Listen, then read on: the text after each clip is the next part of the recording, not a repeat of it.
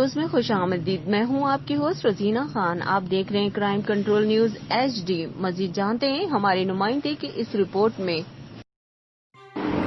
جی آپ کو آگاہ کرتے ہیں چشتیاں سے۔ چشتیاں کا نواحی علاقہ بستی محمد پور موضع شریف ریاض کرانہ اسٹور سے گھریلو میٹر کو کمرشل استعمال کرنے پر وابڈہ کا اہلکار رمضان عرف جانی میٹر ریڈر ہر ماہ دکاندار سے منتھلی وصول کرتا ہے۔